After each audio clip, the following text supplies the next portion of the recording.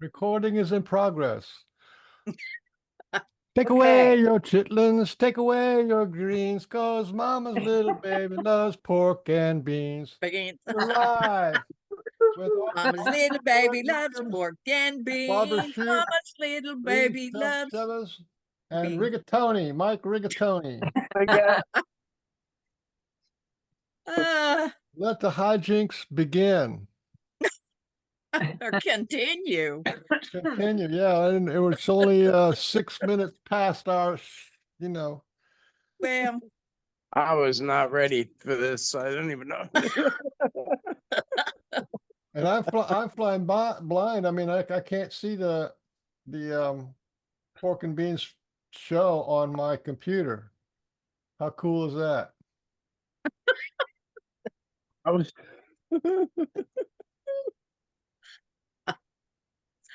oh my goodness.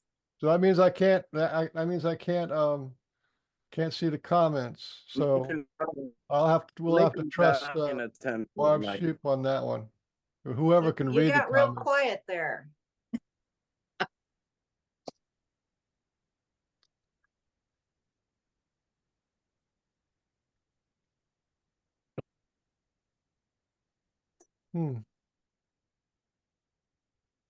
I can't hear you anymore, Michael.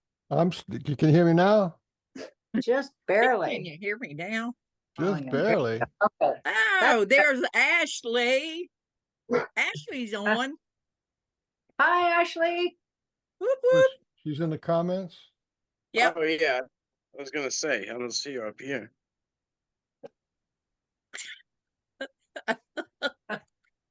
Oh my goodness. Yep. Okay, I can see the comments. I don't know. I don't know anything. I just sit here. This is completely wrong. Sit there and look pretty, Mike. Yeah. Well, I'm supposed to be responsible, and I got nothing to respond to. Well, Oh my gosh, that's hilarious. this is what Testing happens. 1, 2. This is what happens when Port Cunningham takes off. Yeah, the kids take over. Yeah. Yeah, but Brian has so much more anxiousness in it. It's like, his world crushes. But my world's in crush too. So I'm excited. I've been waiting for this for us to talk and catch up with Barb and what's been going on.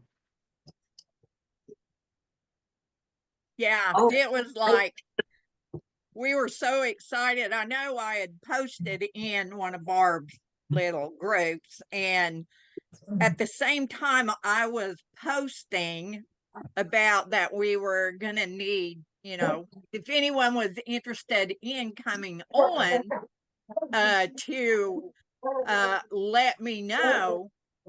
And I was just getting I was writing, it would be great, Barb, if some of the group could come on, and Barb had just written that. So it was like, this is going to be good. And so much is happening for Barb and her group of people. It's so cool. I love watching it. Oh, we have so much fun. We have a blast. We just wrapped up our June camp out this last week, and things just keep getting better. It's just one thing after another, and you never expect what's going to happen next. No. Yeah, and that's part of the wonder, because you really don't expect anything to happen. Oh, you think, well, it'd be really cool if they, this would happen or whatever, but you go without putting any expectations on them. You go and you're going to have a wonderful time out with good people, and all of that other is just icing on the cake of being in the woods together. And I live in it pretty much 24/7. And I still, stuff they do and things that happen just amaze me. And I guess it always will. It's like it's new every Yep. time. It's just so awesome. It sure is. That's the perfect way to describe it. You know, you go out there, the worst day of Bigfooting is still the best day of camping. You know, Yes, yep. you get to spend time in nature with your friends, and then, you know, you can put your intentions out, you can ask for things, and you can hope for things. But when it comes down to it, when it happens, you're totally surprised.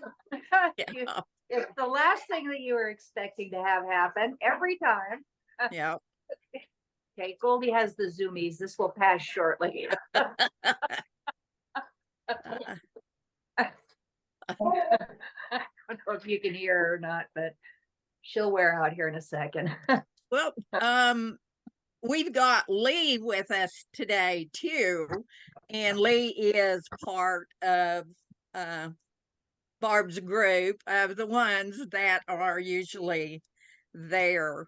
And so we're anxious to hear some of the stuff that's been happening with you. Well, there's an experience Lee and I kind of shared at camp this last week that was pretty awesome. I'll start with what I experienced, and then she can finish, because I tapped her on the shoulder and pointed it out to her, and she can tell you what she experienced.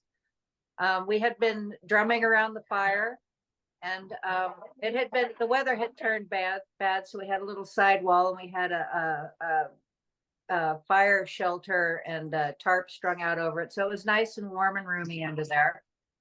And I looked over, Lee was sitting next to me, and I looked over, and I see this shadow of a black arm reach out from behind the shelter, and I don't see what's causing the shadow, just the black shadow, and I'm seeing it from about here up, and it's doing jazz hands. And I'm looking at this, and I'm thinking, okay. And I tapped Lee on the shoulder and told her to look, and at that point it kind of shifted down to where the arm disappeared into the shadows that were there, so I was only really seeing the hand. So at this point, I think that's where Lee saw it, if she wants to tell you about the rest. Yeah, that's where I saw it, and it was I didn't know what I was seeing at first. I just saw a hand doing the jazz hand kind of a thing. And as I've thought about it since then, it was a darker black shadow, because so I stopped and I had everybody put their hands up so I could see where everybody was around the campfire, and none of us could have made that shadow. None of us were in the right position to make that shadow. And then I realized that I seem to remember its fingers were kind of shorter, and it kind of reminded me of the print that was on my sunroof. The little print was about the same, maybe, dimensions as that. I don't know. It just reminded me of that. He might have grown in the last year. Anyway, it was a really interesting experience, because my brain could not parse it. I could see you trying to figure it out. I think your brains had some extensive reorganizing over the It definitely has. It definitely has. Yeah, there was a lot of stuff that was going around the fire. Ralph, he comes and tells stories, and the Sasquatch come in really close. They love to hear his stories, so you can hear them when they cross the river. You'll hear the footsteps splashing, and they'll hang right over the bank. And every now and then, you know, something funny will be said, and you'll hear them react to that. And yeah, you feel the vibration of the footsteps in the darkness. You hear them, you know, scurrying back and forth just beyond the edge of the light. And I think Terry saw a black shadow pass between where we were all sitting and where we have our coffee station. And then the one guy, David, he was sitting there, and he looked over toward my tent one night, got to see I had a water jug and a lamp sitting there. He got to see all that blocked out as something dark went by. But it's like as soon as we sit down around the fire at night and start enjoying ourselves, they come right in to listen. And the jazz hands, that was all new. That's cool. That's cool. You know that people talk about them shaking bushes or trees or whatever, and you sit there and you're watching this tree or bush just shaking. But I'm not sure I ever heard anyone say they had one do the jazz hand. Now that's pretty cool. It was all new. Somebody do the jazz hand so I can see what it looks like. Oh, you want to know? You want to know what that is? That's amazing. I've been thinking about this for weeks. And when you do that with your hand, that's a way you can prove to yourself that we're actually function on Wi-Fi, because you can't do that with your hand by telling your brain to do it. You have to do the whole thing by Wi-Fi. So you actually flash in your head a image of yourself doing that. And that's how we do everything. That's how we talk. That's how we walk. That's how we move. And it's that gap in between our conscious mind and the movement of our body. That's where all the magic happens. The same thing happens when we talk. Before we talk, the whole flash of what we're going to say is happening in a little delay before we talk. So it's very cool that the Sasquatch impressed everybody with that, because I've been thinking about that, right? Here's what makes me laugh is like, I always talk about perception. And like you hear Barb and Lee and they're like jazz hands, right? And then you can have a whole nother group of people that are like, oh my God, like they came and they were like, oh, you know, and they came and they were scaring us, and like they were, you know, and it's always great when people could see, like, you know, the good in them, and that is and so the fun that they true. bring to the table. Yes.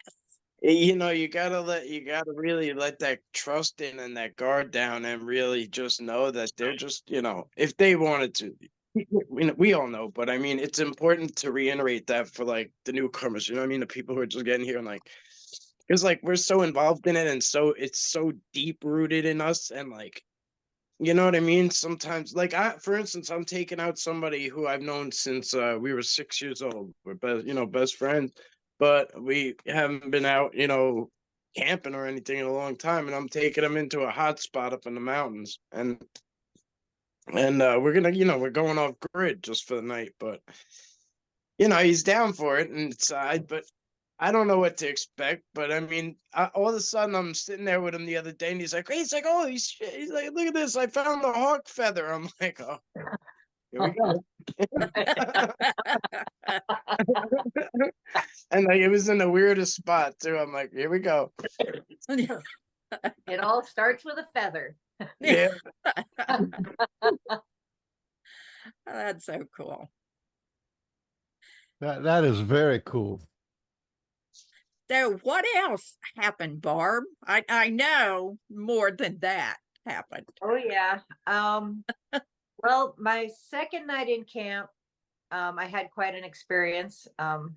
You know, it used to be when I'd go to camp, I would lay there in my cot at night, what seemed like hours. I'd be so excited just to lay there and watch and listen. I couldn't go to sleep. And that's completely changed now. Now I go into my cot and it's all I can do to stay awake. I try to stay awake. So Monday night I was exhausted. As soon as my head hit the pillow, I didn't hear a thing. That was it. I was out. But Tuesday night, I was also exhausted. And I go in and I laid down, I turned the light out, and right behind my tent, I started hearing what's like, it sounds like there's an orchestra back there. There's flute music, there's string music, there's very heavy, deep breathing that's kind of in tune with it. There's little footsteps running back and forth. There's big, heavy footsteps that are not fast, but they're making enough vibration. I can feel it through the cot. Somebody keeps swiping the side of my tent. And I'm just laying there all giddy, just taking it in. And I'm thinking at first, well, David's tent is closest to mine. Maybe that breathing is him snoring. And maybe the music is coming from him, but why didn't I hear any of this before I turned the light out? And, then I checked the next day, and David only listens to music in his headphones, and he sleeps on his stomach. And so he doesn't snore, which makes sense because not once before or after did I ever hear him snoring. So I'm pretty sure the deep breathing was part of whoever was making the music. But another little interesting side thing, Ralph, a member of the group, he goes up onto the same area, and he camps and just goes and picks up trash. And the spot where he likes to camp is just a few miles downriver, but he plays classical music for the Sasquatch. So the next day he played his recording for me that he likes to play for them. And it was beautiful. It very well could have been the same song, just with different instruments, because I think they mimic the instruments that they hear in camp. And there hasn't been any pianos in camp yet. So, but just flutes, guitars, things like that. But it was beautiful. So I've got my radio there, and I'm reaching for my radio. I'm going to go, hey, does anybody else hear this? So I'm reaching for it, and I can't find the radio. So it's like, well, you know what? Just grab the phone, type out a message, describe it. It'll all be there in the morning. And I reached for my phone, and I couldn't. I was so weak and tired that it was like my arm literally would not lift, and I went to sleep, and that was it. So I don't know if they're like putting us to sleep, but I didn't. I slept straight through and woke up late the next morning, and it was pretty cool. Yeah. I think they were doing that for you. Yeah, there's an instance where they had I had got like a message, like, and I was kind of like taken back. I kind of like dismissed it, and I got it right again, and it was like, we're gonna put you to sleep. And it was a camping thing. And I took a guy out for his first time. He had never been to Overlook Mountain, and he had lived in Woodstock his whole life. And he had never been up there. And there's this big shaman area, like monk temple next door. And we're in this magic meadow at the end. And like, sure, I'm like brushing it off. I'm like, I don't sleep out here for anything. I don't sleep good. I'm like, it hurts. Like, I'm uncomfortable. Boom, done, knocked out the whole night. And he said he was like yelling at me from his tent all night, like, Mike, do you hear this? Like, he's like, like freaking out, like, because and I guess at one point I woke up and was just like, what? And like I said, yeah, I hear it. I said, they sound like Fraggle Rock. I said, is that what you're talking about? And like, I don't. Fraggle Rock, like them up, like, you know what I mean? Like, like they were like making all this gibberish noise or whatever. And he was like, yes. And I was like, yeah, that's them, just whatever. And I went back to bed. And like, and yeah. I think they're being very selective with what we experience, so they just knock everybody out and then go around, and it's like, all right, tonight's your turn. Wake them up.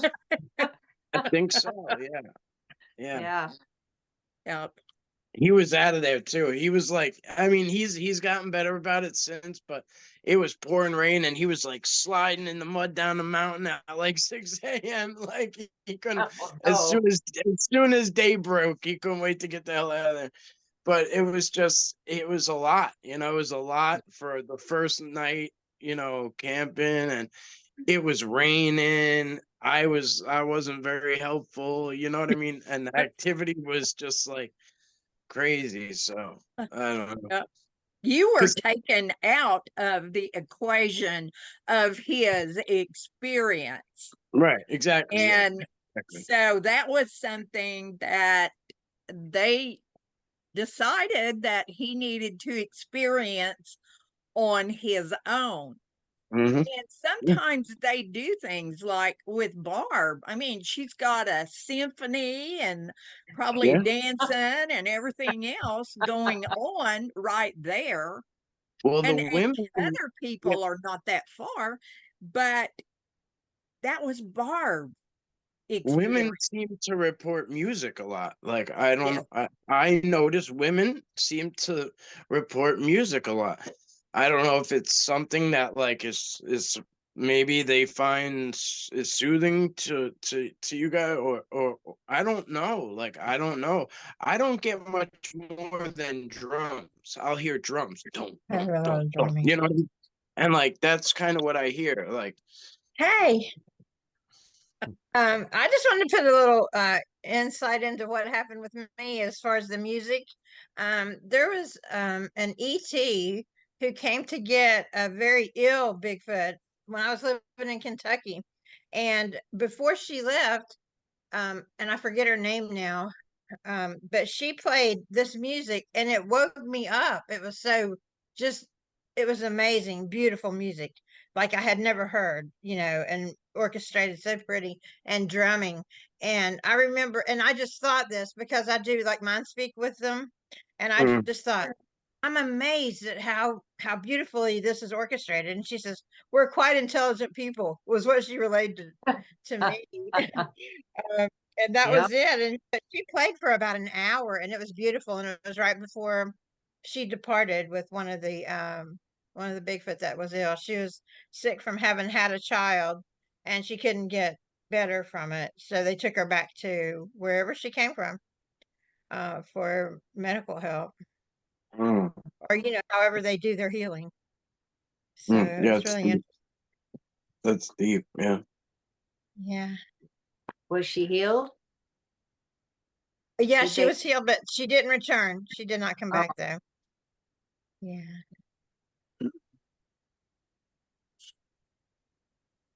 But I think her offspring stayed there, and her mate was there for a long time. Reva McManus was there at the time, and she thinks that the male came and knocked on her door, and frequently they would knock on the side of her apartment. We lived right next to a heavily wooded area, and she still lives there. But there's so much activity in Kentucky. It was just amazing. Wow. How long ago Yeah. was that? This was back 2020. Well, that's not too long ago. That's Yeah, not too long ago. There's It a was right. lot of activity everywhere. Mm-hmm. It's, people have said for years, oh, you got to go to the PNW to get much activity. Well, Correct. at the same time, I grew up here in Oklahoma. There was a lot of activity here. People just, didn't talk about it, didn't report it. But everything around has gotten amped up. You've got more people Absolutely. who are connecting. I mean, this show is based on helping to share things that are going on. And then you've got people like Barb and Lee and Mike and yourself who are sharing these things. So more people are opening up with things that are happening, which I have is a question really for you, cool. Arla. Mhm. I have a question for you, Arla. Why do you think there is this sudden, it's really almost like an explosion of people having experiences? I mean, I hear so many experiences. Like, I watch different shows on TV, like with Les Stroud and some of these different ones, Bigfoot a Project, and different things like that, where people call in or they write in and they tell their experiences. Why do you think it is now, this time, that there's so much activity happening?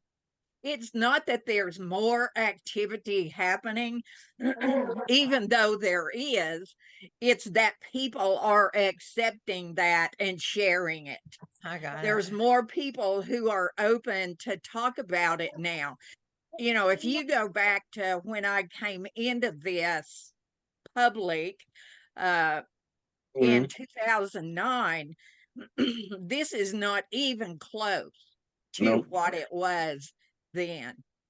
So Yeah. over this time period, this side of it has grown so much. But in order for that to happen, people had to be willing to share what was going on. And When I came into the field, like, or when I had my first like full on encounter, it was even hard for me. And that now we're going back to like 2018, something like that. It was still even hard to like nail down somebody to talk to or like reach out to or find, or like, you know, searching the internet isn't the way to do it. You know what I mean? Like, unless you have that network and you know how to find it. Like, if you type in Bigfoot, right? Like on YouTube, it will give you a laundry list of crap. Correct. You know what I mean?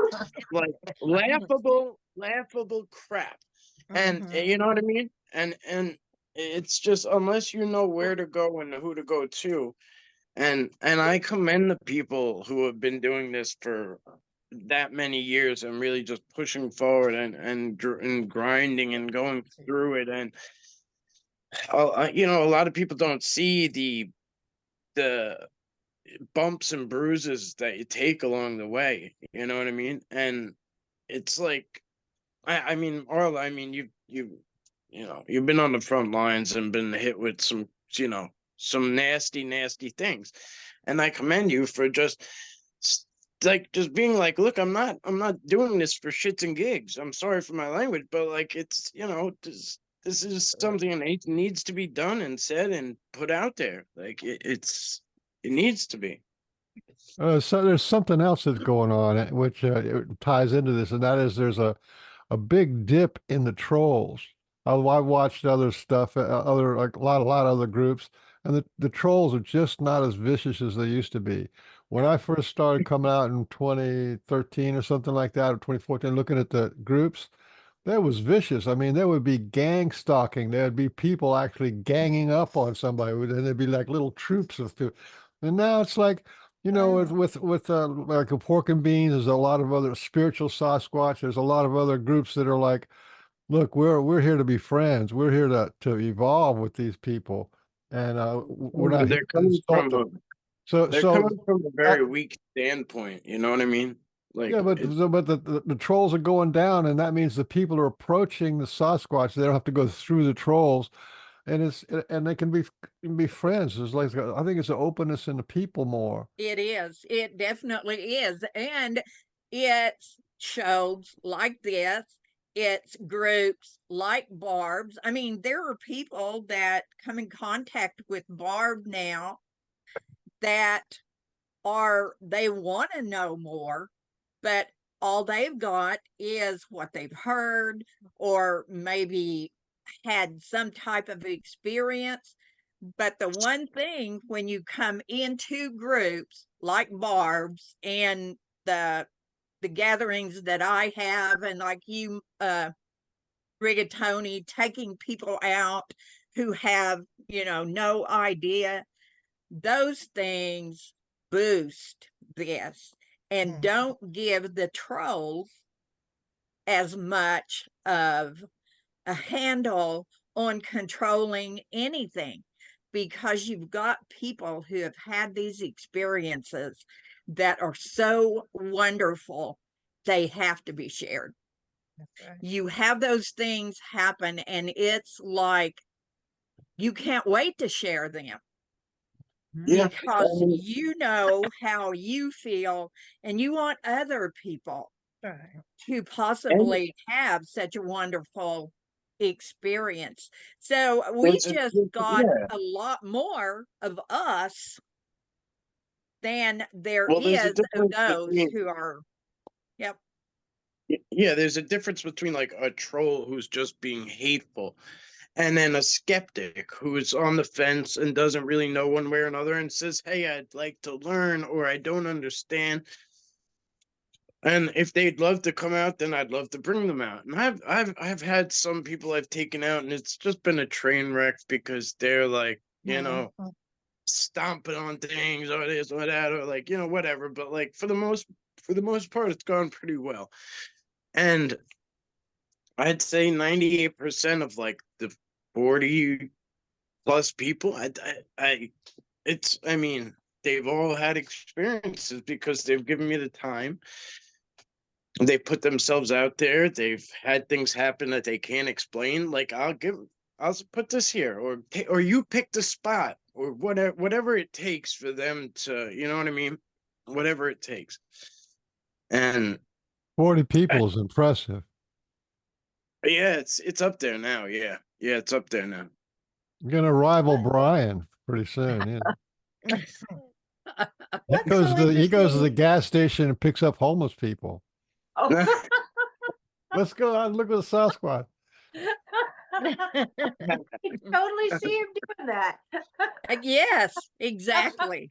Exactly. I travel a lot, and like I travel out and I meet up with different people. Like people reach out to me, and it doesn't have to be public, but like some of it is, some of it isn't. But I will go and I try once a month to travel within within a reasonable area. But I go, and people don't know what I'm doing. Nobody has to know what I'm doing. I just go. And I usually am meeting up with somebody, and whether it be their land or an area they had something happen at, or hey, I just really would love to go out with you, and it's a feasible thing to do. Shit, why not? Like if that's your dream, like to go in the woods with me, like sure, let's make it happen. Like you know what I mean? Like whatever, And I'm gonna do it anyway. So like, why not partner up? And then I ended up coming up with this team of 12 in the Catskills when I had to leave the Catskills when I was living there. And then I sat down with this group of people who wanted to meet me. Very awkward situation at first. But anyway, long story short, that group is expanding. You know what I mean? And they're all light workers in their own way that wanted to learn about Sasquatch. And I did my best to pass it along and whatever. And it was a magical sit down. Like, I'll tell you that much. They did all the work. Like, I was just a vessel. They did all the work, and you know how that goes. But that group of people is expanding. Some people fall off, some grow. So, you know what I mean? It's I'm making sense out of this, but, Yep. yeah. So by way of, just continuously meeting up with different people and going out in the field and doing things, like it's up there now. Yeah, it's a good amount of people. I get to watch a lot of people through the years, and I've been very blessed to see people begin to grow and open up. And it's just amazing how everything changes for them if they just open that heart and shift their paradigm. I mean, Barb started out, gosh, how many years ago, Barb? About, 12 years ago.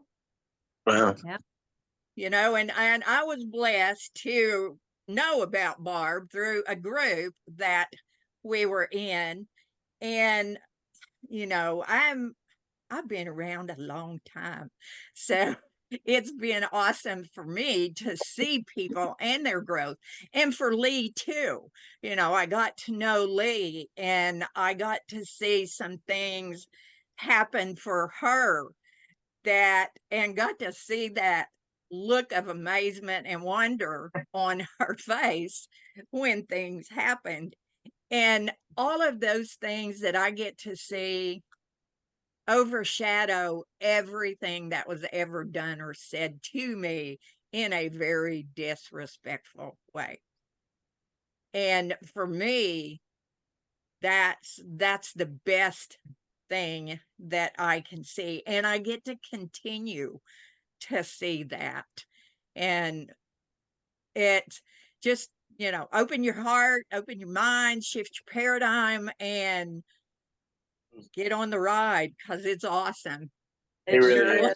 Yes. It's awesome.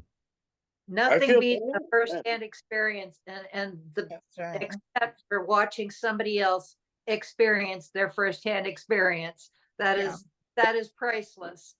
Yeah, it is. I know. You're right. You're right.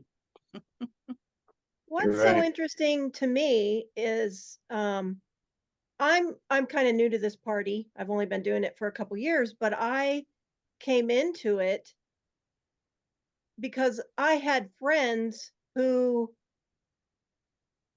I guess, they weren't in the physical, the Sasquatch weren't in the physical for them.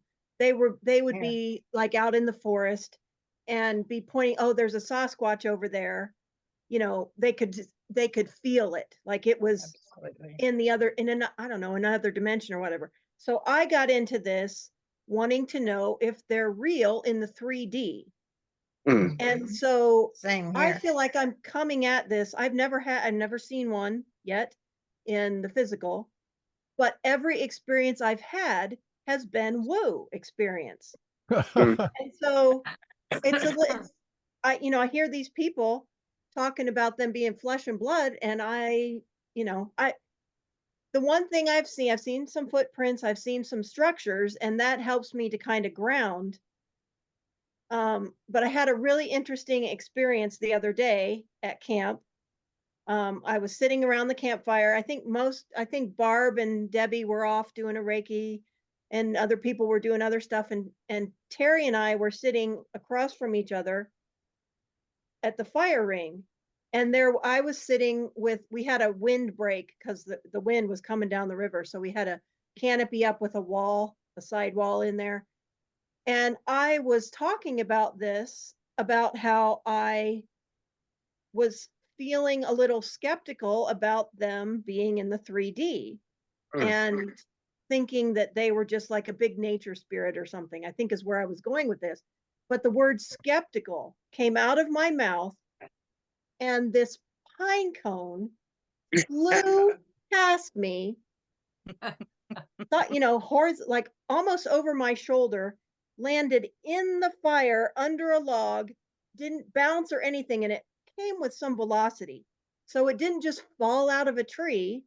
And Yeah, Terry saw the whole thing because she was sitting across the fire from me. And she said it arced and it came over, and Wow. it just on the word skeptical. And it's like, no, bang. One cue. Yeah. And so, yeah. that was That same my, guy, I was telling you about, he said something. He's like, "Well, how do you know they're out there?" And I said, "Ah, man," I was like, "Shit, like it's." I said, "Watch this." I said, I took the apple and I threw it. I said, "Wait, just listen to when it lands and hits or whatever, and we'll see what happens." Boom! You hear it hit the tree and explode. As soon as you hear it, well, as it explodes and hits the tree, he's standing 5 feet to my left, and I'm standing here, and we're inside the campfire. I call it the fish tank. You know how you walk by your fish tank at night, and it's the only thing lit at night. Ting, ting, ting. You tap the glass. That's what our campfire set. Like our campsite is. That's what I call it. It's in their house, right? Boom, boom. A rock lands at both of our feet. Now, it did not. That rock didn't. It came flying in two. One landed in front of me, one landed in front of him. At the trajectory, at the speed, at the thud it hit, it should have bounced away and rolled away, but it didn't. It just landed right in front of both of our feet. Does that do enough for you? That they're out there? Does that do it for you? But they have these funny ways, right? Like you say skeptical, and it's almost like, I'll show you 3D, yeah, exactly. That was definitely 3D. It's so funny. Like, I don't know. To me, it's funny. Like somebody might run home and be like, "Oh," like I love it. I can't get enough. Me neither. People tell me all the time, like my buddy Vic Cundiff, he's like, "Damn, Mike, you don't scare easy, do you?" I said, "It's not that. It's just I got, somebody's got to do it." No. Yeah. And there's really no reason for fear other than No. something that's created. So, Barb, Yeah. through your years, what do you think is the most, I'm putting you on the spot here, uh, heart-touching thing that they've ever done for you personally, and then for one of your camps that you have? Well, for me personally, I think it was when they attached the leaves to the signposts out here after Gabby passed away. You know, that was, that still chokes me up when I think about it. You know, they knew that, they knew she was gone, and they knew that we had had a memorial here, and we decorated everything with the leaves. So they participated, and they put the maple leaves, attached them to the signs out here on the bridge. And a few of those stems are still in there where they pulled that sheet metal out and put it between the post and the metal. So it's a perfect reminder. Every time I drive by, I look at those and it warms my heart. That's there's so many things to choose from, but that's at the top of the list. Yeah. You know, it's every camp out, every experience, you know, it just reminds me more and more that they have big hearts. You know, you look out into the world and everybody's calling them monsters and talking about how afraid they are. And, you know, I can't speak for other places, but here they just have big hearts, and they're full of love, and they show it a lot. A lot. Yeah. Yeah. They do. That's the major thing with them, is that love that they share, you know. And scary encounters and other things are not about them, but about the person and what the person believes about them, or, you know, whatever they've had happen. So that's why I always, you know, have tried to help people get past that fear, because that fear stops everything. And they're just there waiting to do things to help us. I mean, even throwing a pine cone, you know, right past you, or a rock right in front of you. They could have hit Lee square in the back of the head with that pine cone. They could have hit both of the guys with the rock, but they didn't. And when they did what they did is a big key as well, because the answers are there and they'll give them to you, and in all kinds of different ways. Yeah. You know, it may be subtle, but it's personalized. It's something that's intended just for you. And the rest of the world may look at it and go, I don't see what happened. But to you, it touched here, and you know what it was about. It was meant for you. Yeah. And you know, I think when it comes to other people that camp with us, you know, there's so many mornings that you know, we sit around the fire and we talk about what happened the night before. And pretty much every camp out, there's somebody that's going to come to me and go, something happened last night that changed everything. You know, it's not for me to tell their stories, but I will tell you that people come out of their tents in the morning with a whole different point of view on life. It changes them. And in a good way. It's a beautiful thing. You know, they make a connection. And, you know, sometimes people go to bed thinking, okay, the person sleeping on the other side of my tent is there, you know, for my comfort. And they're a light sleeper, so no problem. But turns out they're a very light sleeper when these things happen. But get to have the experience that you're supposed to have. And your mind and your heart is opened, and you're prepared to move on from that point in a very beautiful way. And absolutely. Yeah. Absolutely. I wanted to share something. It doesn't necessarily have to be at a camp either.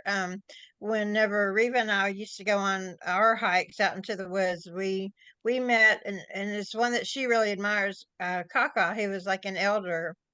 And every day when I would go past that part of the the woods where we went in or entered in, I would say good morning, and he would say good morning to me. And one of the heartfelt things that I would say is that I'm really serious about a lot of things and forget to add humor. And every day he would say something kind of funny to make me laugh on the way to work, and I just loved it. It was just really special to me. And then when I would be serious, I say, "Oh, something's bothering me today," and he'd say, I said, "What should I do?" And if he didn't know the answer, he would say, "You need to pray. You need to pray about it," because that was real important to me, and so that was special too. Um, and then I Yeah, had another. he I was spoke to you on what you what was personally. important, right, Yep. personally, and it was Yep. so special. And I wanted to respond to Lee too. My experience was a lot like what you're talking about. It wasn't in the physical at first; it was mostly telepathic, and I wondered too about. I wanted to see in 3D, and so there's a period of time where I was afraid because I had seen all this sensationalism on TV about how frightening experiences these people had had, and so I was intimidated a bit. But when I spoke to the Sasquatch, they said, "We won't scare you, but we will reveal ourselves to you." And it was over time that I was able to become comfortable with it. And then I saw her, and she was not like, and I had been communicating with her a lot. She was not like I thought she would be. She was more slender, and her head was like curved. It wasn't really cone shaped. And she just kind of, and she didn't walk. She just kind of glided past my back sliding glass door, and I was like, wow. And I had a witness there with me. My friend was there, and we both looked at each other. Did you see that? Did you see that? And we both saw her at the same time, and it was not a frightening experience at all. It was a pleasant experience and Nice. comforting, and good to see that she was there, and she was fine, and she was okay. This is the same one that the ETs came for a little bit later on, Mm. but it was really special. So don't give up, Lee. I'm personally so You can thrilled prepare by yourself for it. everybody's stories. I'm sorry. Go ahead. Oh, I was just telling Lee, don't give up. You'll see them when the time is right, and when you're comfortable, and they'll reveal themselves to you. I'm hopeful. And Well, It'll happen. I'm kind of in the camp of not seeing them either, and I'm not really dying to see them. I'm comfortable with whatever they show me, and I really appreciate that Arla and I are doing the pork and bean show, and because it actually really does mean a lot to me, because it's one of the few ways that I can actually loop into the cool guys, who are actually see them, and I wanted to show a little gift that I got while I was mowing the grass, and this is it, so if you can see it. I'll check it out. All right. That's so cute. And this was, and as soon as I saw this, and it was as the back side of my house that I was mowing, so it wasn't like where kids were playing or anything. This is a little plushy toy, but I immediately realized that when I was looking at Arla's had made a post of some little piece of bark or something that had two little white um little white leaves or something that were look exactly like little white hearts. And I thought that's really cool. And then like the next day I got this little, well, you think that's cool? How about check this out? That's very cool. I love it. I love it. I know. And And the next thing is, are you ready for this? The next thing that they told me was what the theme of this show is turning out to be. They said, Wow. it was a day later, they said, the highest love is showing love. Oh, Is that right? And what's everything we've been talking about is showing love. This little thing right here is just showing me love. The tree breaks show me love. The little something that they give you, a stone or a stick or a feather. They're showing love. They make a little sound or shake a bush. They're showing love, And Absolutely. that's what I think was this show is the theme of this show. It's like they knew it in advance. hmm Oh, Yep. okay, I gotta show you something too. I gotta get it here. Yeah, those little things were petals, flower petals. Oh yeah, okay. And that was done at Barb's because it was a relationship question I had with them, talking with them. And the fairies actually did that. But yeah, this whole thing is about love. And What you got, Barb? showing love. I mean, you know what Yes. they can't really make you a pie, but if your mom makes you a pie, that's pretty much shows love. So, out here, we're a little late in the season compared to the rest of the country. It feels like spring just got here. But a couple of months ago, I was out here and one of the trees in my yard had died over the winter. And it was a tree that I had watched grow since it was just little. And it made me really sad that it had died. And so my husband and I, we stood out here and we looked at the tree and made the decision that, yeah, we need to take it down. And there's 3 trees right there in that spot. There's a maple, a big old alder, and then the one that died. So we made the decision and it was going to come down. I was kind of sad about it. So the next day I'm out there and I'm raking up leaves from under the maple tree out here by the driveway, and I'm wheelbarrowing them out here to put underneath the other maple tree. We're kind of trying to build it up under the rocks there. And so I took 2 wheelbarrow loads out there. I dumped them and I spread them around, and I went back, got my 3rd wheelbarrow load, and I wasn't even out there yet when something bright and shiny caught my eye, and I'm kind of, what is that? And I get over there and I look, and right there in the notch of the alder tree, because it kind of grows up kind of like this, right there in the little notch, there were 3 crystals, Oh, 2 amethysts. Awesome. Wow. Wait. So, well, I was so shocked to see them there because I That's had tremendous. wheelbarrows full of leaves and they weren't there. Yep. And I didn't even pick them up and touch them till the next day. I was just so surprised. So I did pick them up. I discovered Beautiful. one. I don't know if you can see it. It's an amethyst, but it has a fluorite heart that's That's yeah. awesome. I see it. It's That's beautiful. on it. Yeah. So Wow. I didn't really grasp what they were about at first. And the next week the guy came and he climbed the tree and he took it down in little pieces so that it wouldn't hurt the other trees or anything. And I was burning the limbs, and while I was burning up the debris, I realized, I could see up close just how sick the tree was. And that's when it came to me what these rocks represent. Here's just a regular amethyst represents the maple tree. Here we have the heart with the big old alder that hangs out over the river that grows like this. So there's the yellow heart with the alder. And then the one straight tree, which represented the one that died, that has the brown crust on it. Wow. So this was their acknowledgement that it's okay. The tree is stand, just Wow. the ones that are still there and big and healthy and beautiful. So that was really beautiful. Yeah. But the yellow heart, that's literally, you can't really tell on the camera, but it's literally. Oh, you can see it.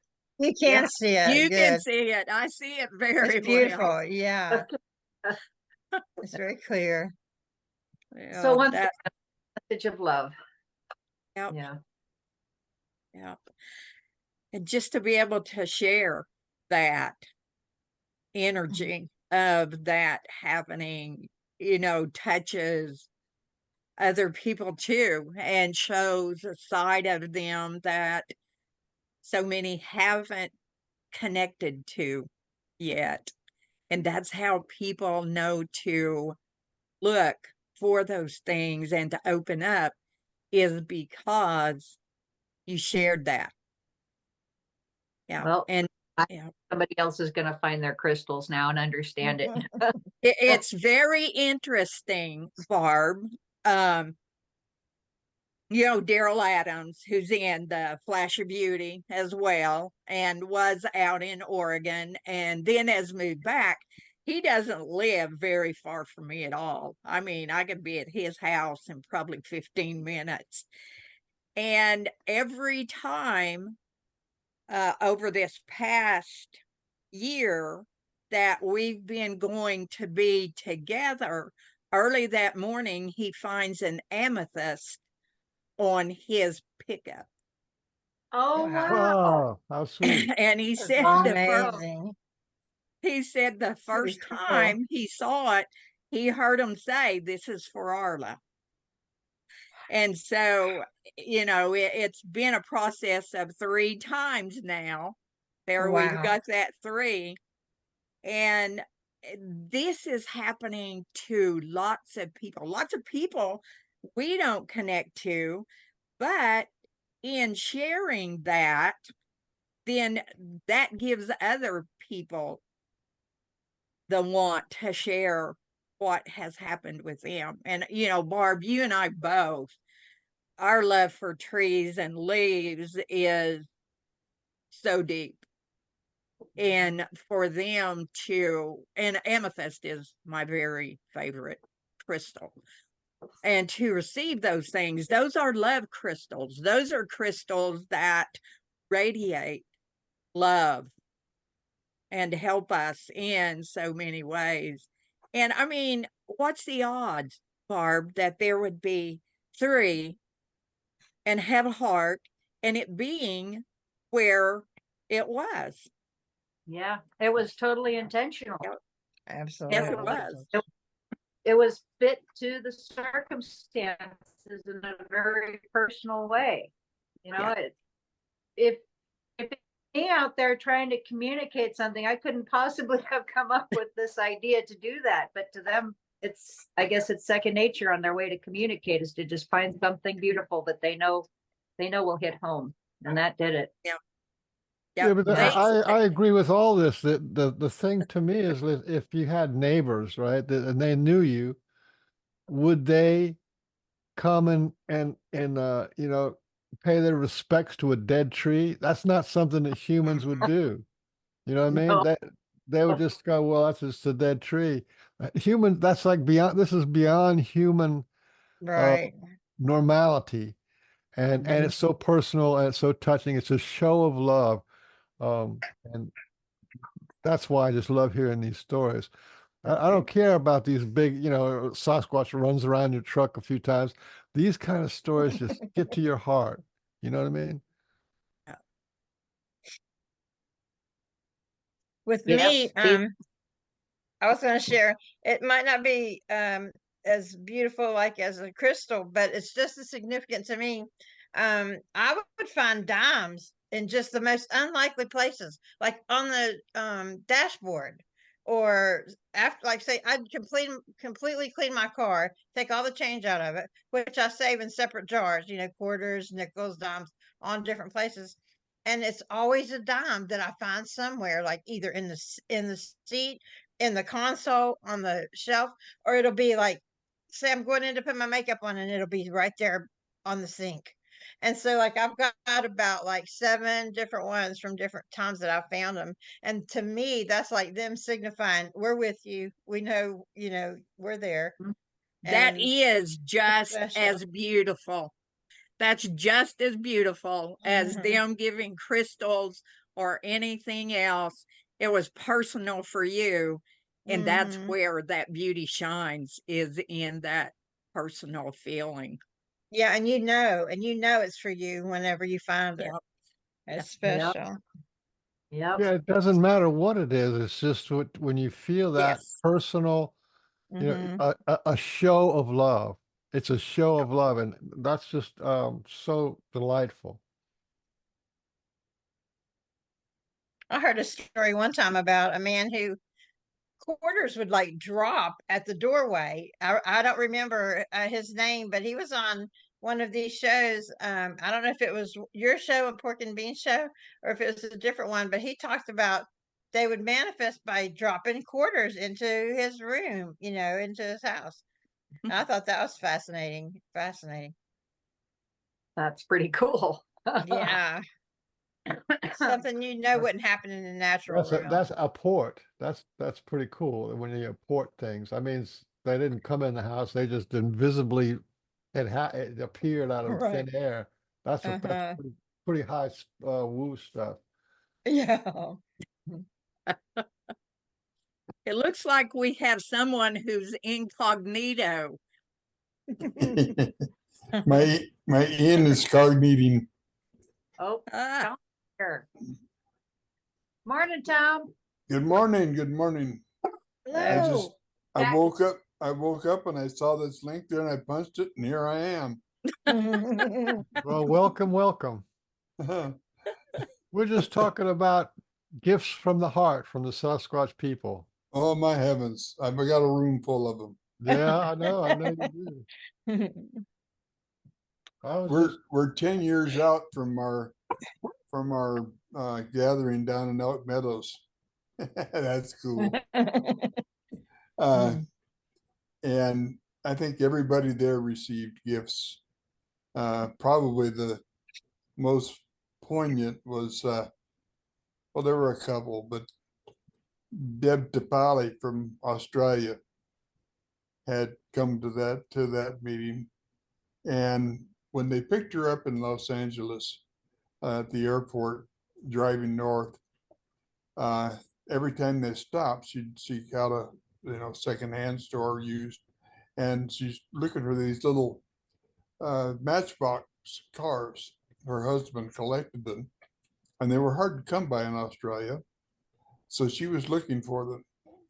And one morning, right at our camp, right where our fire was, there were two big fir trees laying down across the creek, and she had a little handful of wildflowers that she'd picked, a bouquet of wildflowers she's going to put on that log. Went to sit them down there, and here's a little replica of a 1955 Ford Thunderbird.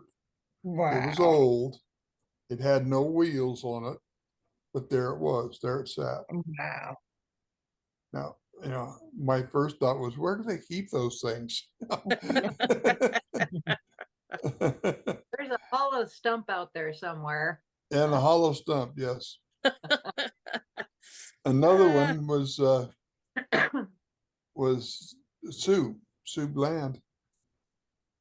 They gave her this little piece of deer hide, and the way it was curled as it dried, it looked like a little doll. And I'm wondering if that's not what it was, if that's not what it was used for. And they left that in her tent for her.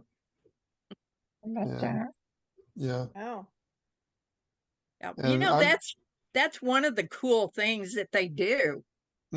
Is they put it where you're going to have to say, wow, how this get here, and then you get past that and you go, wow, they really put that there. So it's just on that journey.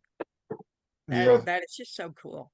I'm looking at a stone here that was left for me there on my bunk in my tent. And it's just flat, but shaped like a big foot. And of course, I'm a bit of a rock hound anyway. A lot of times when I go out, my jacket doesn't get home to 15, 20 minutes after I do. It's so full of rocks. But and another one. Oh, this one is the ultimate to me. I was living next door to where I am now. At that time, I was in rehab. I had just come out of pneumonia, and this was about 4 years ago. And I was on oxygen all day and on CPAP at night. And I kept my oxygen in my walker in the little basket there. And when I went to bed, I'd sit down on the edge of the bed, take the oxygen off, put my CPAP on, and go to bed. Get up in the morning, I'd take the CPAP off, reach in, get the oxygen, put it on. This particular night, I took the CPAP off, put the oxygen away, or put the CPAP on, put the oxygen away, went to bed, got up the next morning. The first thing I was going to do is brush my hair. And my hairbrush is that same little basket under the seat of my walker. I opened up the seat, and sitting there next to my hairbrush is that. Wow. There are 2 nesting pairs of golden eagles in in King County, Washington, and I have a primary wing feather from one of them. Wow. Having been left in my basket. And my teacher told me, that's our gift to you as our scribe. And that's pretty cool. That's beautiful. Okay. Yeah. Really beautiful. Mhm. And what's Mm. more beautiful is the love that signifies. Mhm. You're right. Oh. You're right. I can't imagine what they've done for me. Actually, I'm alive because of them. Yep. And yeah, I'd have been gone a long time ago if it hadn't been for them. Yeah. Yeah. That was probably the The biggest greatest gift is when they give you love. That's amazing. I've got to go, you guys, but it's been wonderful. Okay. Thank you, Diana, for Bye. coming on. Thank you. Bye. Bye-bye. Bye-bye. Bye. Bye. Bye. And Miss hello to Coons Penny. is Hi, Penny. Hi, hi everyone. Penny. Penny, hi Penny. Hi. They promised me to join you guys. So here I am with my story of this lovely, let me get it close. Oh, can you guys see it? Yeah, it looks like a rock with a face on it. It does. And let me get it just right here. And I'll Oh. tell the story. But That's amazing. cool thing is, you guys, you can flip it this way, and you can still see the face on it. Yeah. Oh man. So the story is Tom, myself, and Russ had just connected. It was a new relationship, and we're talking to him and asking him questions and sharing our love about the Sasquatch people and having a deeper understanding of them. And the questions were going back and forth, and Tom was so gracious and he answered the questions. And it was like 45 minutes in, and I had to pee really bad. So I got up after we disconnected from Tom. I got up and nature called, and I went to outside and I went to pee. And this rock was staring me right in the face while I was tinkling. I seem to have that effect on people sometimes. That's fun. Yep. And that's sense of humor, huh? Oh, this close up. cool. I'm gonna have to take a picture and send it to you guys. It's amazing. So that's my story of love and humor. Mm. Thanks, Tom. Oh, Penny, you got one a of my new book, rules. so don't leave this show without showing us your new book or talking about it a little bit, all right? Oh yeah. Want me to go get it, Mike? Yeah, Yeah, I'll get it. even if you can talk a little bit about it and show it. And my editor's on too. He's a wonderful guy. He might be able to talk it up while I go grab the book. He's good at talking up. Mr. Editor, let's hear the Well, I have, I've experienced orbs, but I never have really understood them. And in this book, there's 167 different pictures of them. And when she asked me to do this, where are we going with it? And we got started, and I was having so much fun doing it, I wouldn't stop, and you know me, I get started on something, I don't like to quit, don't like to give it up. And the deeper I got into it, the more fascinating it was becoming. And then we designed a cover for it, and that was great. And just kept adding to it as I'm working on each one, she's adding more. I mean, it was only 32 pages to start, but Penny. Go ahead. All right. Well, the book is called Orbs, The Energy of Life. And this particular photo, Tom and I were contemplating back and forth what photo we're going to put on the cover. And it's kind of funny. There were a lot of synchronicities, Tom, that were happening as we were writing this. And this photo is one of them, because the night before I had taken this photo, and Tom says, look, I would really love an orb that's moving or in motion on the cover. And the night before is when this orb had showed up. So it's pretty cool. Pretty cool. Beauty. But Love the name. me- Love the name.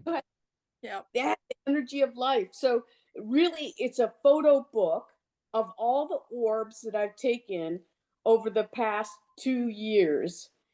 Well, actually, about 3 years now.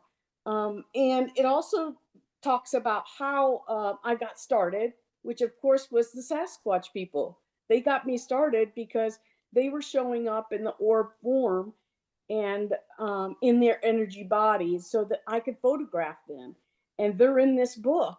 So, it's really a dedication to them.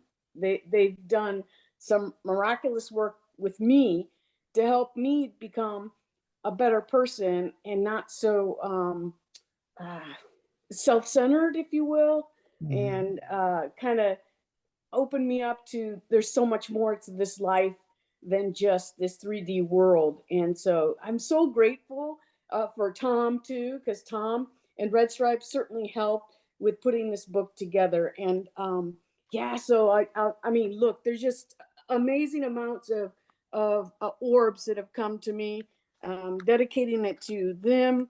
Orbs like Arla has talked about in spirit form, animal form, past lives, people that have passed on and come back. My mom, my dad are in here. My dog Titus is in here. The Sasquatch people are in here. So it's just a fun, exciting book, and I think it's a really soft approach to Sasquatch. You can kind of like an orb, Sasquatch, yes. And for me, that's easy because seeing them in the physical may not be easy for me right now. They know best. And so they've been coming to me in orb form as well as many other beings. So that's the book. How you can get started is also in there. We put that in there. And I'm proud of it and I'm excited. And I'm so grateful for Tom for taking the time to edit it and format it. It's awesome. It's in Kindle too. Where's it in Kindle and where? It's on Amazon, and it's also on Tom's website. Amazon, Tom's website. Which is just tomcantrell.com. And yeah, she has her own page on there. Open to the page where the picture of Sam. Okay. It's in. It's right in the beginning. Okay, there she is. Wait a minute. Yeah. Barb, you remember that? Yeah, this picture right there. Yeah, when she put that Indian mask on and the orbs just enveloped her. Yep. Just absolutely enveloped her. That was a she was making when she was working on being a shaman. She was trying to learn and had that mask and brought it to camp, and it was pretty much instantly when she put that on, that was just the orbs just were everywhere. It was like orbs. Yeah. And Arla's picture's in here too, if you could see it. My yard sale. There. I decided I'm cleaning out. I got to get rid of a bunch of stuff. I got to free myself. And I had set that up and I was doing it with my daughter. And we had laughed and enjoyed and talked about stuff all day long while we were getting stuff ready. And that's actually right in front of pretty much where my house is. And I had gone down there and I was like, whoa, this energy down here is amazing around this. And I thought, and I kept getting twinkles. You'll get kind of twinkles in the sky or around an area, and not lightning bug twinkles. These are different. And so I took a picture. I mean, who goes out and takes a picture of their yard sale in the dark? I mean, so that's what showed itself. Did you get a book, Arla? No, I haven't yet. You will be getting a book. Yes. Oh, thank you. Thank you. You too, Michael. So Penny, I have a question, an orb question. Are the Sasquatch orbs any bigger than the regular orbs? Because you got every kind of size. Yeah. So let me show you his. The first time he came to me in orb was on Mother's Day. It was a really tough day, and let's see if you can see him right here. I'm going to move it right in. You can see his profile. He's sitting down, and he's his profile is to the right. He's looking out in front, and there's another orb kind of arcing up to the right. But he looks in physical form. That doesn't look like.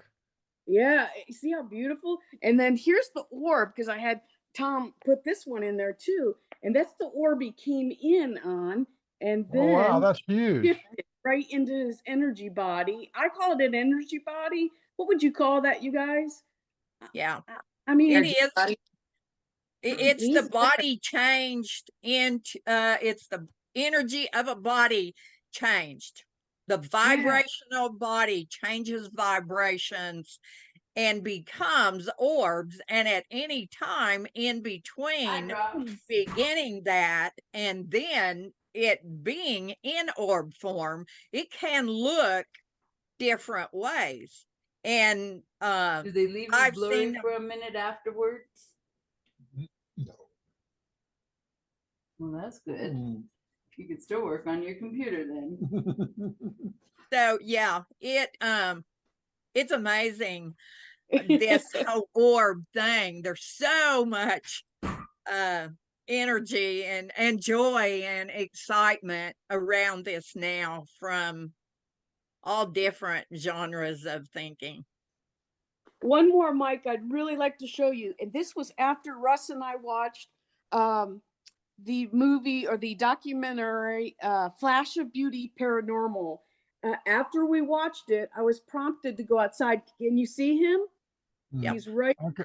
Oh, I see. Yeah, there was like an orb, but then his whole body is attached to the orb, right? There. I was prompted to go outside and take a photograph, which I obliged. I listened to. I'm so happy I did, because there he was. Yep. That's a fabulous picture. You've got some fabulous. It's like I don't know how you call it, like this first of the world or something like that. It's first ever seen. She also has some fairy pictures in there. Oh yeah, there are fairies too. Absolutely. Yeah. That's the cool thing about orbs. They're not just one thing. Right. All it is something who has changed the vibrational energy of their physical body into a different mode of transportation. Yes. And so you see them big, you see them little, you see them very clearly, you see them as if it's there, but it's not quite there. It's just the coolest thing to be able to see. It really is. It's totally gets me like fired up. I'm just so passionate about it, and I look forward to every night I can go outside. And sometimes I go out during the day too, as it's getting like dusk or there's still sunlight out. I still get photos of them, and it's just phenomenal. And at the last camp that Barb was at, I noticed they got so many orbs when Tom was playing the drum. I don't know if you mentioned that already, but that was so cool. It was awesome. I wasn't even planning that. My intention was not to record the orbs. I was just recording Tom Yeah. because does is everybody pulls their drum out and he plays all of them at once, and it's phenomenal. So I was recording that, and they're coming up from behind him and shooting right at me and down bouncing around and swirling, and they were enjoying it as much as we were. So it was really cool. It was so cool. It was cool to see. I'm sorry I missed you guys. I'm so sorry. I was resting. We'll go later. Yep. So we had a pretty cool orb experience in at our May camp out. Terry, Debbie, Lee, and I we were just kind of hanging around the group area, and there were a lot of flashes and sparkles and things happening. So we decided to go for a night walk.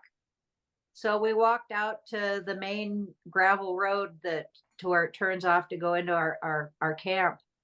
And we just stood there side by side in the darkness, across the road. And we were looking up at there was a light at the end of the road that had a lot of weird shadows in it. And we're looking up there trying to figure out what's happening.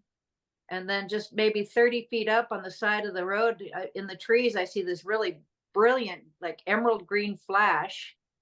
And then just a minute later, there's like this maybe tennis ball sized, like not particularly glowing bright, but grayish, paler than the darkness, comes flying right at us. And I see it go right past Terry's shoulder. She was on the end. I think it was Terry, Lee, Debbie, and then I was on this side. And so we saw that go by. And then I don't know, it seemed to me it was a couple of minutes, but Terry says it wasn't very long. There was one that was like cantaloupe size, and I saw it maybe 3 feet from me when I first spotted it, and it was coming right at me. And I kind of dodged it a little bit. It flew right over my shoulder, and I was like, "Whoa! Did you see that?" And everybody saw it go by. And then was getting ready to head back to camp, and I just hollered out, "Thank you for hanging out with us." And then right from the sign right behind us, we hear this. Brr. So it's like, okay. Well, I was when so I got back.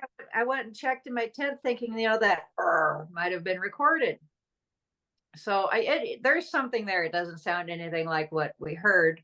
I think it was just a little too far away. But while I was at it, I figured, I might as well go check the rest of the audio. Well, you can hear that big grapefruit or cantaloupe sized orb buzz me. You can actually hear the whoosh as it goes by. That was good. I've seen orbs a lot, but this was the first time we actually got to hear one. That's cool. That's another like world first ever.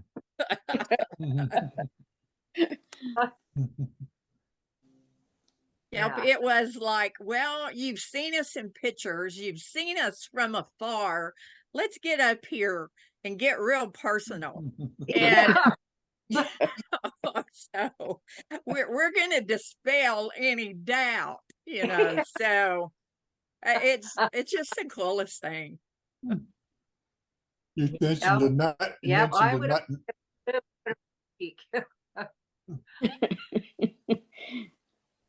Barb, you mentioned a night walk. And I think the coolest night walk I ever didn't participate in, but heard about or was there, was out in Ocean Shores with Rich Moog, an artist from back in New Jersey.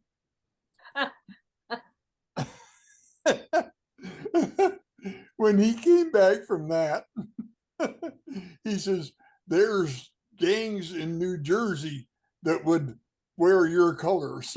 I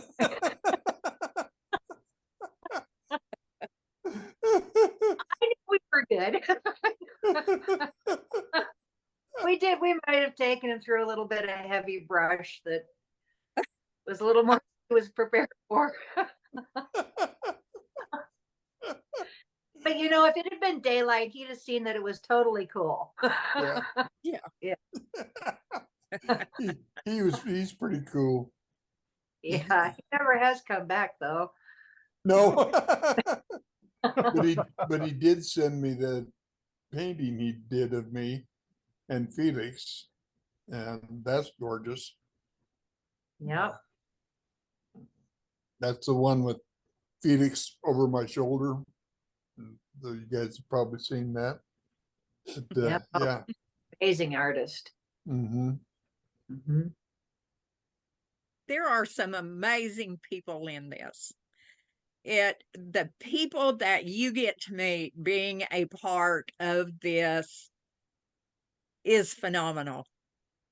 And I just, gosh, I can't even begin to express how thankful I am for the people that I've got to meet on this journey. And, Right, you know, right here. Look yeah, right here. yeah. I mean, we became brother and sister immediately. Mm-hmm. And then that led me to other people. And you know, at the same token, I've led you to other people. You Absolutely. got to feel being totally honored Mm-hmm. here in Oklahoma at a gathering like Oh, you yes. never had before. Oh, no. And these are people that got their heart open, and these are the people who are experiencing so many wondrous things. Hey, Russ. He's photo bombing or video bombing. I will never forget that night and those nights in first time in Oklahoma. That so blew me away that there were people like that. And I get there, I have 2 presentations prepared, and I was real smart. I emailed them to myself. And then I get to Honolulu, Oklahoma, and find out they don't even have cell phone service, let alone internet. I mean, they're still flying flags to communicate with one another. And I'm, what I'm going to do. I've got 2 presentations. My 2 PowerPoint presentations are on the web, but I have no way of accessing them. And I'm laying there in bed, and Alex Evans had come inside and she's camped out in my room, and we talked late into the night. And all of a sudden, she went to sleep, and I was just drifting off, and I heard a noise in my room, and opened my eyes, and here's Red Stripe. Now, I saw Red Stripe in Washington. I get to Oklahoma, and there he is. And I just put my hand up like that, and he held my hand in his. And he said, "Don't worry about your presentations. You know the information. Just go with it." And that's what we did. That's what we did. And the fact, perfect. yeah, it was wonderful. It really was. And the way people, I can't even talk about that. The way I was treated there was just beyond compare. Here in the twilight, it's still affectionate.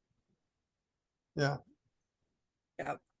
And that's the kind of people that are in this. Mm-hmm. You know, you can, if your heart's open, those people are going to be presented to you regardless. I mean, look at what Barb has done just by putting up some videos of stuff that she and Gabby were coming across.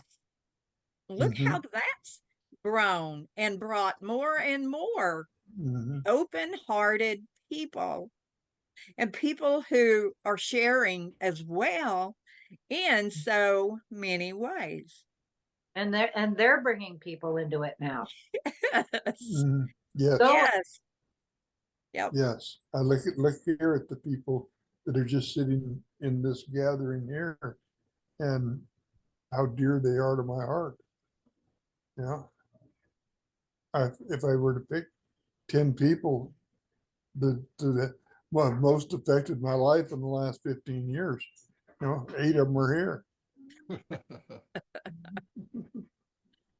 Oh. Yeah. And that's what it's all about. That's exactly Mhm. what it's all about, because what happens in our personal journey with them radiates out from us. Mhm. It's our personal journey and our personal learning, but it affects everything else in this world because we're sending that out. Mhm. I mean, every time Barb does, let's just say one of her campouts, Mhm. look at all that energy that's being radiated out into the world from that. Mhm.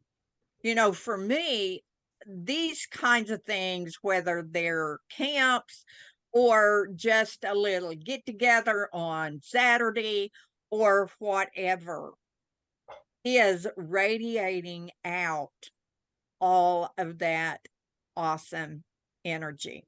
Yeah. And that grows. It And just keeps Whoopsie, I don't hear you. yep, where'd you go? Check your, She check your, frees up. I don't know. She was talking, but I didn't hear any sound. me. Yeah, Yeah. there you go. Oh, I'm here. Okay. What'd I you say? wanted, I wanted to ask you, Barb, did you ever in your wildest dreams think that this whole Sasquatch campout business would roll out the way it has?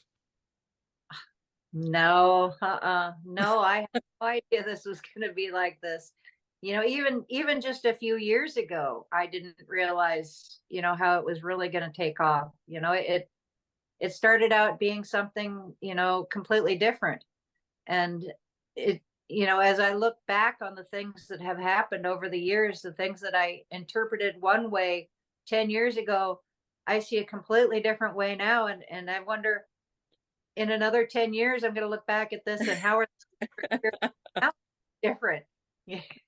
It's just going to keep getting better and growing, and we keep learning and sharing, and it expands, and it's just become such a wonderful thing, and the people that they send to camp with us, I don't really feel like I have any control over that. That's the people that are supposed to be here are here. So I'm just going with the flow. Yeah, but you're in a lot of ways you're sort of like the poster girl for how to do it. You know what I mean? It's very relaxed, and you just camp and talk and have some fun, and this whole thing just unfolds. It's not like you're really planning some special events or something. Maybe you have a few drummers or whatever, but I mean, Check under basically it's this. just a camp out. I think the people that are planning the campouts are kind of like just hanging around this invisible audience that's just cheering us on. Yeah. And they're the ones that are in control of what's happening. We're just along for the ride. Mhm. It's like, we do all the physical stuff. We haul the gear up there. We set up the tents. We build the fire. We laugh. We sing. We play drums. And then it just unfolds around us as it's meant to be. What's going to happen? We've done our part. We got there. Now we just take it in. Mm-hmm. Yep. Speaking of campouts, you'll never guess what I'm being prodded to do. Go to the blues. Huh? Are you being prodded to go to the blues? No, that's just, but to organize, it's been 10 years. 10 years Elk ago Meadows. this week, we were in Elk Meadows. Elk Meadows. And I think August of next year, we should organize a return to Elk Meadows. Okay. That'd be Okay. cool. Yep. Because Yeah.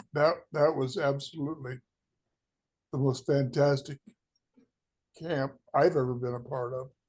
Yep. We had 5 face-to-face sightings right in camp. Two of them right in front of my car on the road at 15 to 20 feet. Yep. One of them locked poor Kathy up. And it was just an absolutely fantastic time. If we do it in August, it'll be a little warmer.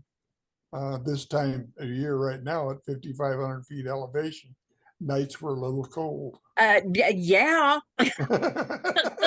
You got people coming from Oklahoma and Kansas in June, and it's California. It'll be warm. No, it was winter. But it was awesome. Yeah, it was so cold. Sue and Jackie Tonks from England and I all got in Tom's tent. He had a little heater. We were trying to stay warm. It was so cold. I did have a nice tent. Yeah. Full of women, all freezing. So, but yeah. And my 16-inch high mattress, Sue called my princess mattress. Yes. It's because I couldn't feel the pee that way. Yeah. It is a wonderful area, and with the people that we are connected to, and the people who would come that would need to come, however, oh my gosh, and you can actually see the top of Mount Shasta when you climb up in that area. Because Sue and I climbed up in. Oh, you went up to the top of Turtle Rock, didn't you? Yep. Yeah. Yeah. Oh, that's wonderful. Yeah, I'll work on that because I'd be pushed real hard. Yes, I would love to be able to return to the Blue Mountains next month. Oh, geez, it's just. But that's so far, and I'm so weak. And, altitude would probably be an issue. But for the Elk Meadows thing, maybe you could rent an RV or a van or something that you could sleep a little more comfortable for you. That's an idea. I was thinking about renting a motel room in town and just driving back and forth to camp every day. That's 34 miles of I was gonna say that's 34 miles. Well, it's kind of like some of the places in Washington. You're like, are we there yet? Oh yeah, we're almost. But there's so much to see along the way. I mean, every trip we made, we at least saw deer and bear. Yeah. Yeah. We had that one bear right next to camp. Yeah, we had a mom and 2 babies that were just right there from the camp. She could have cared less that I was, that we were standing there in the road. She was crossing the road with her babies. And but it's funny, all the babies around there look the same coloration as that big boar, that big blue boar. I wonder who their father was. Yeah. Arla and I sitting there at the campfire talking, and there's 2 of them up on the hill watching us. And that's the camp where Bigfoot Pinata or Sasquatch Pinata came from. Poor Kathy, she always sets her tent up away from everybody else so they'll come play with her. And about the 3rd morning, she came to the fire and her eyes looked like 2 burnt holes in the snowbank. And Arla says to her, "Kathy, what's wrong? Aren't you getting any sleep?" She says, "They won't let me sleep. They keep me awake all night." She says, well, you can tell them to leave you alone, that you need your sleep. Can I really? Yeah. Kathy's a bit naive sometimes. That was So, years ago. yeah. So, My favorite story from the very first time I camped with her down at Imnaha, and been bothering her once again all night, the little ones, and she just wanted to go sleep. So first thing in the morning, it's light out, and she's running out there with her camera. I'm gonna get you in trouble with your mothers. I remember I'm gonna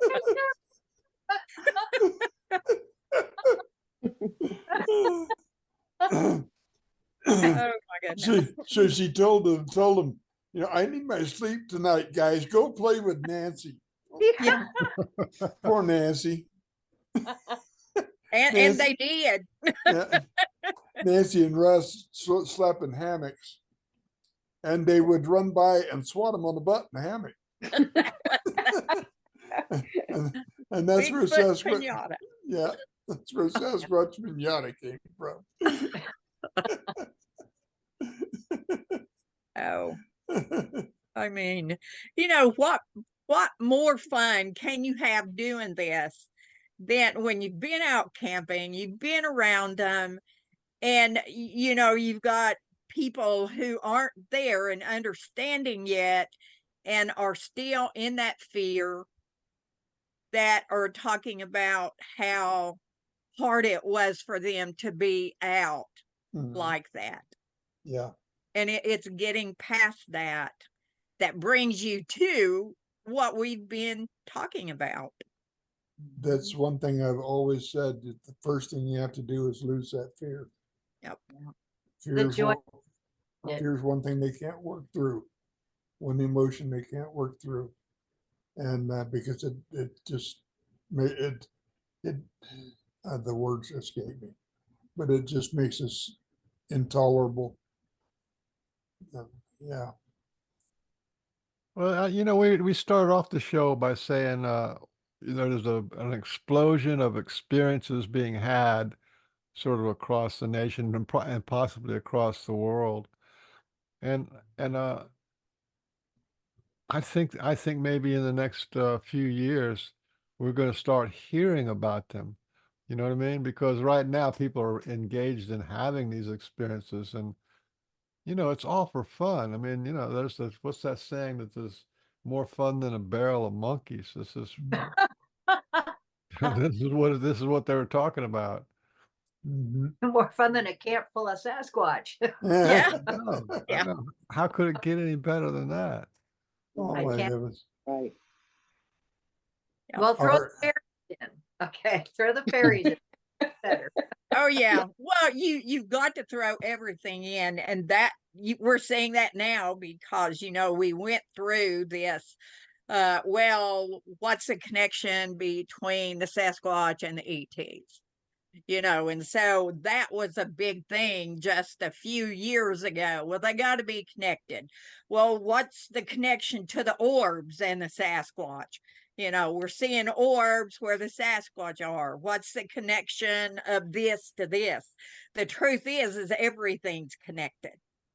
Even us, we are connected I really too. like the dog man, and people are still having a little Yeah. bit of a hard time with the dog man, but it's like those people are so loving and so sweet. Yes, they are.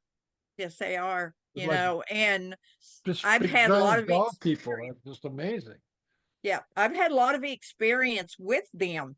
I've never once had anything bad happen. I've had, you know, youngsters mess with me.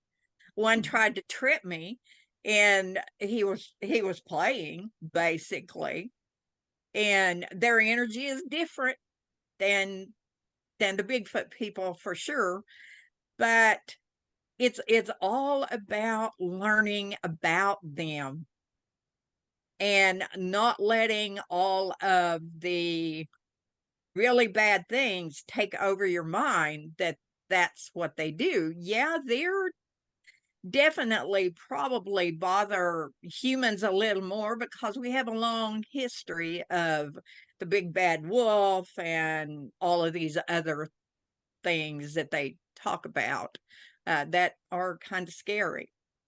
So, and you know, if you don't understand something's nature, it can be kind of scary when it looks like, you know, a dog man or, you know, one of the Bigfoot people. Fairies, I don't hear a whole lot of fear stories about them yet. I don't know. I might just not be hearing them. You should hear them in Ireland. They Yeah. are Yeah. much Well, respect and a lot of fear for the fairies, for the fairy folk. yeah. It's what you're taught. That's right. It's what you're taught to believe. And if you're not taught fear, it's not a big thing in your life. And we are taught fear subtly in so many ways. So many ways. So, but we're getting past it. And that, gosh, I even think about what, you know, I'm pretty much a in the moment kind of person. But the thing is, I go, okay, what am I going to hear in my tent tonight? You know, because I'm back in tent every night. So I'm like the RSVP queen of what's going on out there, whatever it is, you know. So I get so excited thinking about going to bed.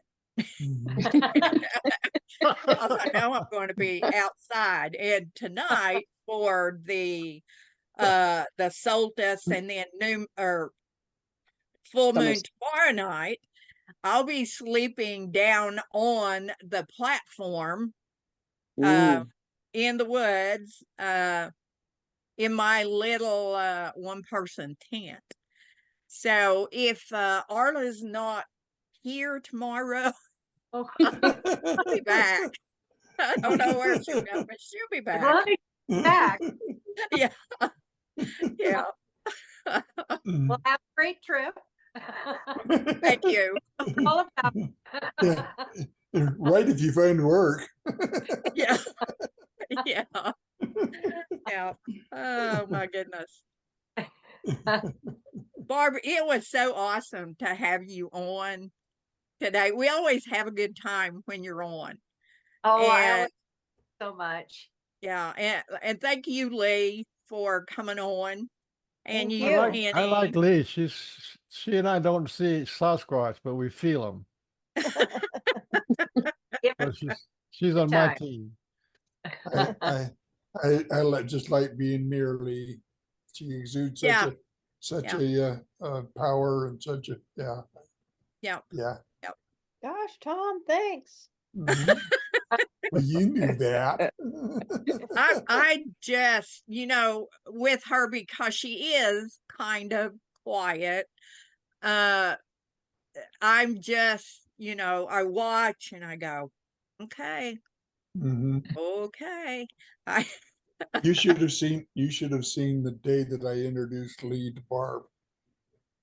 Barb is usually pretty reticent with camp things and, you know, what goes on there with new people that she gets to know them before she opens up. My heavens, I couldn't get a word in edgeways. And when I can't get a word in edgeways, you know. Oh my gosh. Well, Lee was invited to come here. I'd never met her and really didn't know anything about her. But Tom had said some things. She was here in Oklahoma, and I was like, yeah, she can come here. You know, and I already have people here, but I don't normally do that, because if you're coming to something I'm doing, you're coming to my home. And it's not that I have to be careful because you might see a Bigfoot and tell somebody about it. It's because it's my home. Yeah. And I'm very protective of my home. I mean, the hairy kids, they take care of themselves very well. But if you're coming in my home space then that's something. But I just knew too, it was good for her to be here. It Yep. was wonderful. Thank you so much, Arla. And she's You're also welcome. an absolutely excellent author. Yeah. And Penny, she's the West Coast fairy. I mean, we've got a fairy in Georgia.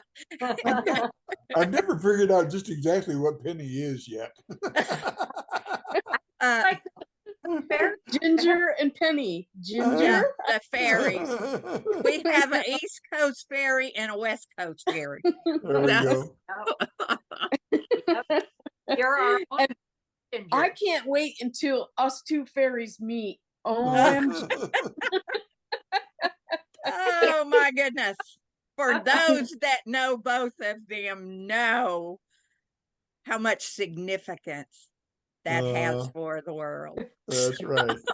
Actually, I think we're all sitting around in a circle with you two in the middle. Yeah. Yeah. Dancing. Oh, I can picture it already. She's in that lighted gown and I'm underneath it With all flowing the in the middle. Oh, yes. I Well, love we're you, going Ginger. to do your own things. You need Yeah. wings. Yeah. Yes. Hmm. I wanted to give a shout out to some people. A coastal chick, she was out there sending everybody. She sent a link to Tom and a few other Thank people. you. Karen She Burns. lives she's up out there. on Vancouver Island. Very nice couple, just beautiful people. Beautiful people. Yeah, she's one of my favorites. And then there's Michael Hasenberg. He's a friend of mine. We talk on the phone once in a while, and he's stopped by. Christine Awesome. McDonald. Reva, Oh, Christine. Christine. Yeah. Reva's here. And Mhm. just a bunch of other people. I think I'll see if I got everybody here. But yeah, Martin Lotsberg. Hi, Martin. Yeah. Okay. And don't forget, people, that this will be on Michael's YouTube channel. Yeah, in a So couple of days. yeah, you'll get to see it after the fact. It's not quite as good as the real thing, but it's just pretty tasty. I think our next show is going to be July Next 11th. week. Next July, week. Next week. really? June 27th, we have our Mr. Incognito Shadow Man right there next week. And there's another guy that's gonna come on too, I think. Well, how So come I that's don't next how week. come I don't know this? You You're just do. It's laughing in your on. it's in your message. It is? You just haven't found. Oh. Yep. No, we're Just gonna roll with it, Michael. Just roll with it. I'll just yeah, okay. I'll be bewildered. That's what pork and beans is all about. With You told me to book people, and I've been looking, and I've even been holding off because I haven't even got to Penny yet, and some others that we want to have on. But we've got some cool people coming in the next 2 months for sure, and I'm sure after that the Yeah, we got coolness will just continue. I mean, Graham and we're Amy McScheming are coming. Oh, yeah, Yeah. don't forget Mike we're Benowitz. gonna have Don't forget Graham and Mike Amy. Benowitz too. He's got a new book Yes, we're and gonna he's get got a Mike lot of nice on. experiences. Yep. And we've even got a woman named Valerie Booker who is going to talk about the International Council of 13 Indigenous Grandmothers Oh yeah. and about all of them and what they've done. They were the doorway that brought me to Kashima. So they're very Valerie special Booker, right. to my heart, and her own Sasquatch That'll be August 7th. experiences. And so yeah, Amy and Graham are going to be on together, which is going to be cool. Oh, they're super people. Yeah. Yeah. So yeah, and I've talked to some other people. We're gonna try to do a show about crystal skulls. And you know, if you guys, anybody out there has an idea for something that we can do that's respectful, then gosh, hit Michael or me up or one of the other admins in the Pork and Beans group. Gosh, yeah. I mean, Michael and we are Arla and Beans. So Does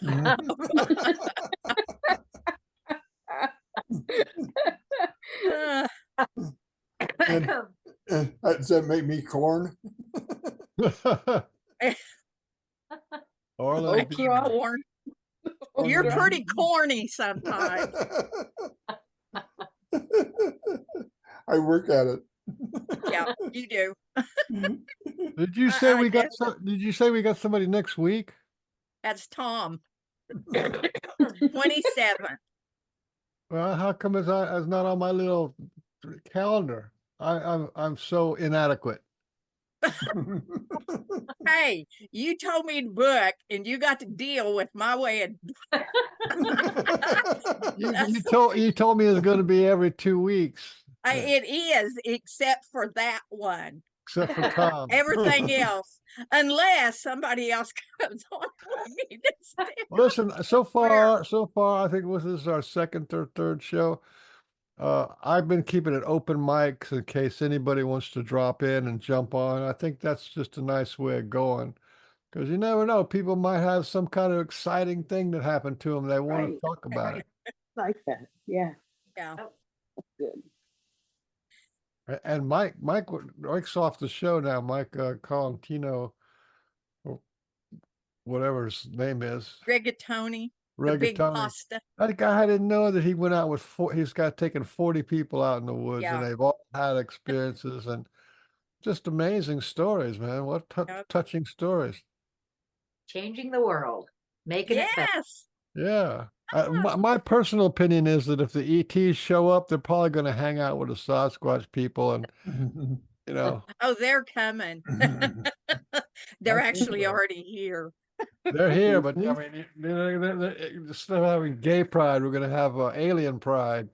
Alien pride, oh my gosh! You know, marches around Washington and stuff. Oh, yeah. Yep, it's such an awesome world. Such an awesome.